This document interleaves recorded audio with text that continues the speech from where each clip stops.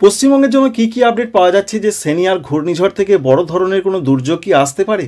নতুন আপডেটে ভারতীয় আবহাওয়া দপ্তর কি জানালেন? খুব সংক্ষেপে আপনাদের সেটা জানিয়ে দেওয়ার চেষ্টা করব।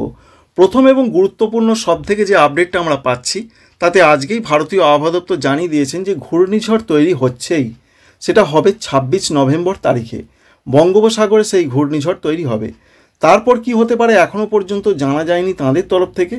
তবে যেটা আমরা প্রধানত দেখতে পাচ্ছি যে একটি নিম্নচাপ কিন্তু তৈরি হয়েছে তাঁরা বলছেন, এবং সেই নিম্নচাপ সুস্পষ্ট নিম্নচাপে আজকেই পরিণত হয়েছে। এই যে নিম্নচাপটা এই মুহূর্তে আমরা লক্ষ্য করতে পারছি ঠিক এই জায়গার মধ্যে, এবং আগামীকাল নিম্নচাপটা আস্তে আস্তে পশ্চিম এবং উত্তর পশ্চিম দিকে একটুখানি এগোবে। তারপর সেটা আস্তে আস্তে একটা গভীর নিম্নচাপে পরিণত হতে পারে আগামীকাল 24 তারিখে। 25 তারিখে আস্তে আস্তে সেটা পশ্চিম এবং উত্তর পশ্চিম দিকে এগোতে থাকবে। 26 তারিখের দিকের যে আপডেট আমরা পাচ্ছি, যেটা ভারতীয় আবহাওয়া দপ্তর বলছেন যে একটি ঘূর্ণিঝড়ে রূপান্তরিত হতে পারে, এমনটা তথ্য এখনও পর্যন্ত পাওয়া যাচ্ছে। সুতরাং 26 তারিখে একটি ঘূর্ণিঝড় তৈরি হতে পারে।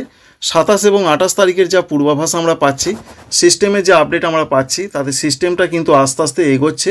একেবারে যে প্রবেশ করে যাবে উপকূলে তা কিন্তু নয়। 29 তারিখের দিকের যা পূর্বাভাস আমরা দেখতে পাচ্ছি, 29 তারিখে সিস্টেমটা আস্তে আস্তে এগোবে অন্ধ্রপ্রদেশের দিকে, এগোচ্ছে এমন সম্ভাবনা রয়েছে। 2 তারিখের দিকের যা পূর্বাভাস অন্ধ্রপ্রদেশ সংলগ্ন জায়গার দিকেই সেটা এগোচ্ছে। 3 তারিখের দিকের যা পূর্বাভাস, সিস্টেমটা অন্ধ্রপ্রদেশ উপকূলের কাছে রয়েছে ঠিক কথাই, কিন্তু উপকূল অতিক্রম করছে না, অর্থাৎ আছড়ে পড়ছে না, বঙ্গোপসাগরই সেটা শক্তি হারিয়ে ফেলছে।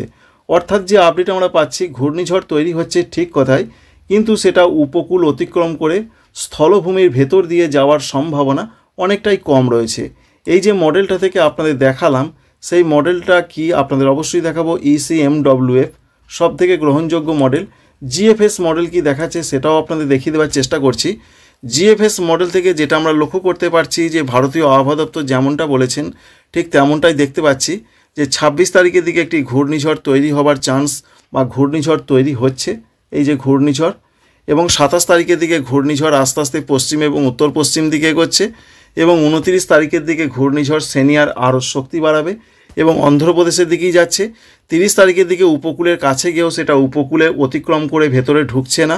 2 তারিখের দিকের যা পূর্বাভাস, সেটা আস্তে আস্তে বাংলার দিকে এগিয়ে যাওয়ার সম্ভাবনা রয়েছে, কিন্তু 3 তারিখের দিকে আমরা দেখতে পাচ্ছি ঘূর্ণিঝড়টি বঙ্গোপসাগরই শক্তি হারিয়ে ফেলছে, অর্থাৎ উপযুক্ত বা অনুকূল পরিবেশ পাচ্ছে না, যার জন্য ঘূর্ণিঝড়টি তার গতিটা ধরে রাখতে পারছে না, এবং সমুদ্রের জলের যে টেম্পারেচার সেটা এই মুহূর্তে নেই, বা বিভিন্ন কারণের জন্য ঘূর্ণিঝড়টি যাচ্ছিল বাংলার দিকে, কিন্তু যাওয়ার পথেই সেটা উড়িষ্যার সংলগ্ন জায়গার দিকে শক্তি হারিয়ে ফেলবে, একটি গভীর নিম্নচাপে পরিণত হবে। এটাই রয়েছে এখনও পর্যন্ত তথ্য। বৃষ্টির কি আপডেট রয়েছে? এর জন্য বৃষ্টি হবে অবশ্যই। অন্ধ্রপ্রদেশ, উড়িষ্যা এদিকে ভারী বৃষ্টির চান্স রয়েছে, উপকূলবর্তী জায়গাগুলোর দিকে লক্ষ্যই করতে পারছি আমরা। তবে বাংলার দিকে দেখার চেষ্টা করব পশ্চিমবঙ্গের দিকে কি হতে পারে। পশ্চিমবঙ্গের দিকে মূলত খুব হালকা হালকা বৃষ্টি হতে পারে, এবং সঙ্গে প্রচণ্ড মেঘাচ্ছন্ন আকাশ অবশ্যই থাকবে, কারণ একটা সিস্টেম অবশ্যই তৈরি হয়েছে, সেটা আস্তে আস্তে এগোবে, যার জন্য বেশ মেঘলা আকাশ দেখতেই পাচ্ছেন। সারা পশ্চিমবঙ্গ জুড়ে মেঘলা আকাশের সম্ভাবনা। আমরা উত্তরবঙ্গের দিকে তাকিয়ে দেখার চেষ্টা করব। উত্তরবঙ্গে মেঘলা আকাশটা অনেকটা কম রয়েছে, সঙ্গে কুয়াশাচ্ছন্ন আবহাওয়া থাকবে এমনটা সম্ভাবনা। উত্তরবঙ্গে দার্জিলিং, কালিম্পং, জলপাইগুড়ি, কুচবিহার, আলিপুরদুয়ারের দিকে হালকা মেঘলা আকাশ। দক্ষিণ বাংলাদেশ, ত্রিপুরা, মণিপুর, মিজোরাম, নাগাল্যান্ড এদিকে প্রচণ্ড মেঘলা আকাশ। কলকাতা, হাওড়া, হুগলি, 24 পরগনা, মেদিনীপুর এদিকে প্রচণ্ড মেঘলা আকাশ থাকবে, হালকা হালকা বৃষ্টি হতে পারে। 3 তারিখের দিকে উপকূলবর্তী জায়গায় কোনো জায়গায় একটুখানি মাঝারি ধরনের বৃষ্টি হতে পারে, সম্ভাবনা রয়েছে দীঘা, মন্দারমণি, সুন্দরবন এই এলাকাগুলোতে, অর্থাৎ মেদিনীপুর দিকে। এবং 4 তারিখের দিকেও হালকা হালকা বৃষ্টি হতে পারে উপকূলবর্তী জায়গার দিকে। এই রয়েছে মোটামুটি আপডেট।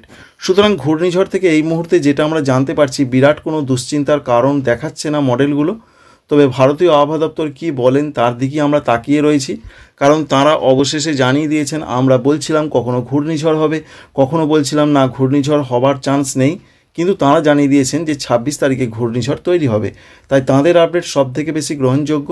পরবর্তী আপডেট পাওয়ার জন্য চ্যানেলকে সাবস্ক্রাইব করে রাখবেন। আপডেটটি ছিল এই পর্যন্তই।